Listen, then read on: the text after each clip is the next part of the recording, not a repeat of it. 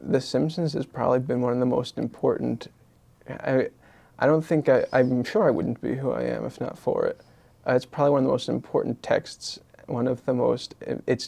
My entire sense of humor is indebted to it. In terms of changing how I drew, in terms of changing how how I interacted with pop culture and viewed pop culture.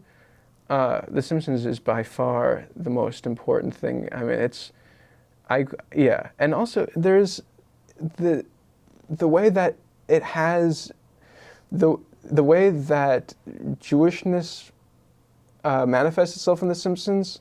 The Simpsons does not become it's what the term I was using before about like a solvent. It's not a solution, a solvent for Judaism, and Judaism is not a solvent or a solution for The Simpsons. These two things can exist one inside the other, with Krusty the Clown or with other. I mean, there's the idea that it can exist within it without one taking over the other is a really important thing. The idea of all of these characters that can exist simultaneous one to the other. And I mean, I like The Simpsons not just because it's so brilliantly written, and not just because it comments so well on a lot of popular culture, less so on political culture. It does a pretty good job, but whatever.